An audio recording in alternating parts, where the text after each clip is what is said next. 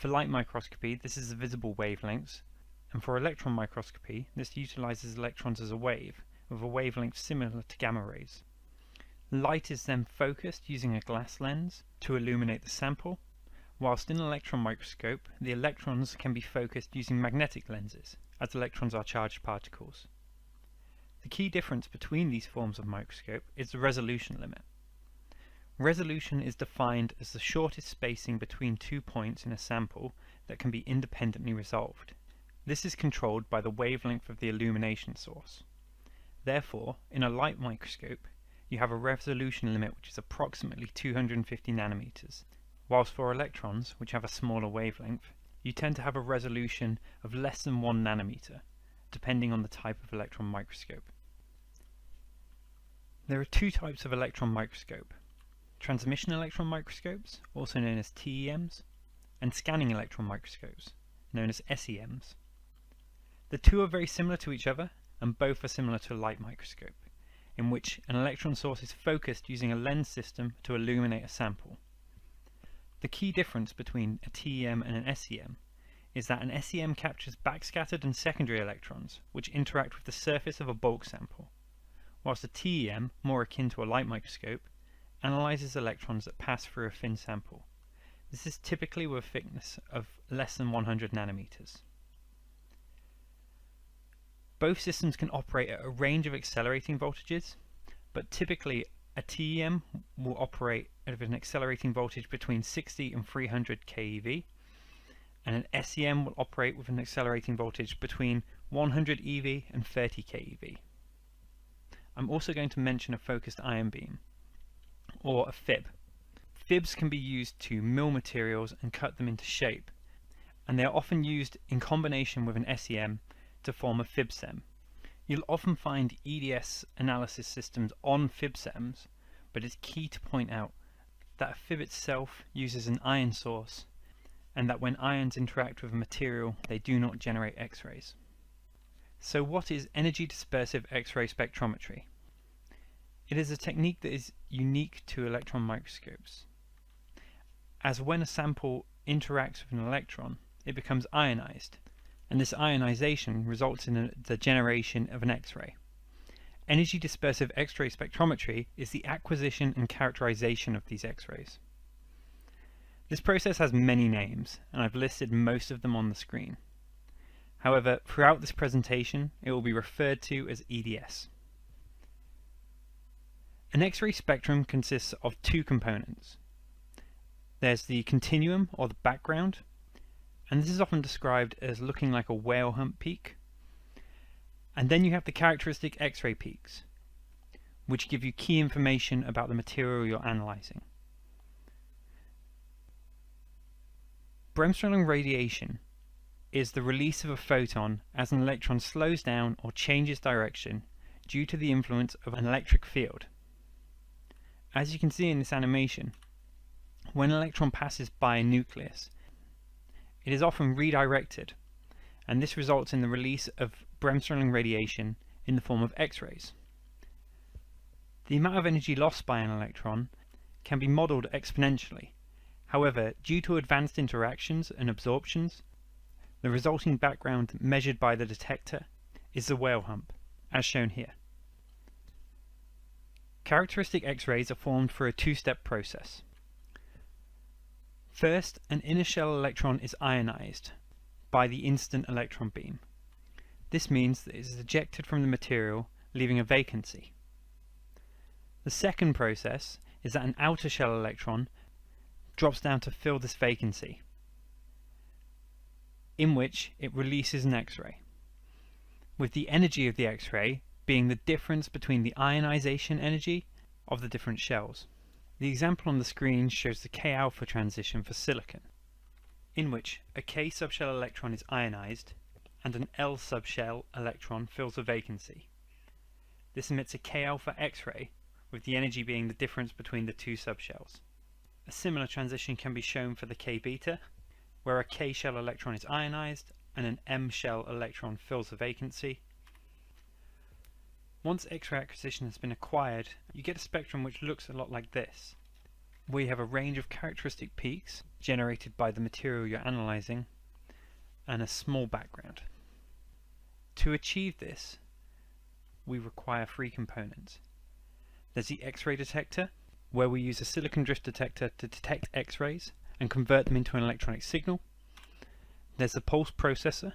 This measures that electronic signal which has been captured within the detector and calculates the energy of the detected X-rays. And then we have our Aztec analyzer. This displays the acquired spectrum, performing automatic peak deconvolutions and background removal to give you good quality data. X-ray detection.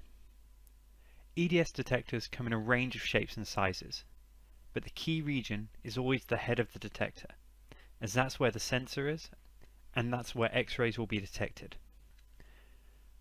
The head of a detector has a range of configurations, which will resemble something like this.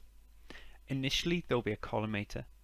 This protects the sensor from erroneous X-rays being generated from within the column. Then you have an electron trap. This is a magnet that rejects high-energy backscattered electrons and protects the sensor from damage. Then, traditionally, you will have a window.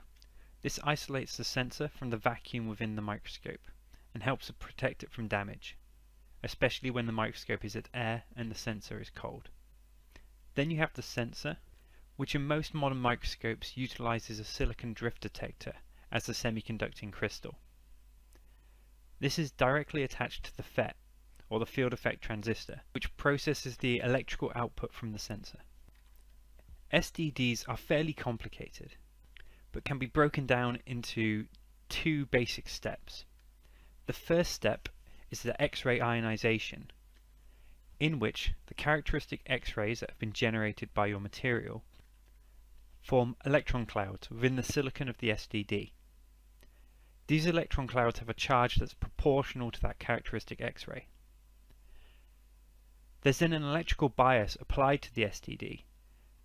This generates a potential well, drawing all of the electrons towards the center of the SDD and to the anode. This is where they are captured and the charge measured. Pulse processing. This is where we measure the energy of the X-rays, as each X-ray generates a step in the voltage ramp. The difference in this step energy equates to the X-ray energy. This step in the pulse processing also defines the resolution of your X-ray peaks, with the difference between the minimum and maximum noise in the voltage ramp defining the width of the X-ray peak. Users have direct control over the peak resolution by varying the process time used during acquisition.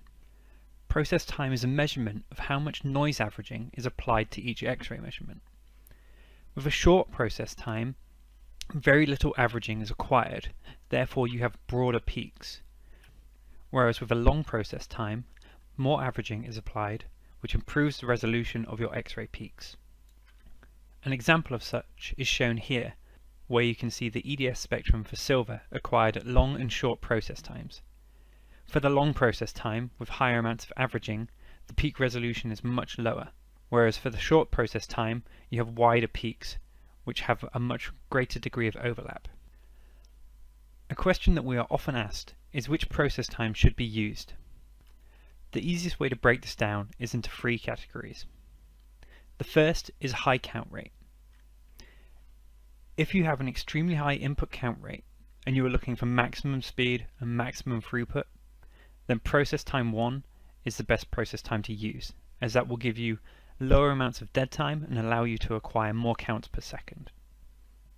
At the other end of the spectrum, if you want high spectral resolution, which may be required for complex quantifications, or if you're using low kV analysis, then you should use process time 5 or 6, as this will give you better peak resolutions and allow for more complicated deconvolutions. During everyday analysis, you typically want to be somewhere between process time 2 and process time 4. This will depend on what experiment you are doing. Users need to decide on whether they are interested in accuracy or speed, with more accurate results achieved at higher process times and faster amounts of data acquisition acquired at lower process times. That covers the fundamentals of how we acquire an EDS spectrum. I'm now going to move on to talk about X-ray mapping and some of the more complicated features that help you generate great data. Within an electron microscope, images are typically acquired by rastering the electron beam across the sample, hence the term scanning in scanning electron microscope. And as the beam scans, it constantly generates X-rays. X-ray mapping is where EDS spectra are acquired at each of these pixels during a scan. This creates a 3D dataset known as a spectral image. Spectral imaging. Spectral imaging is where the electron beam is held at each pixel for a set amount of time, allowing us to acquire EDS data for those pixels. The easiest way to understand this is by taking an SEM image and breaking that down to lots of small squares.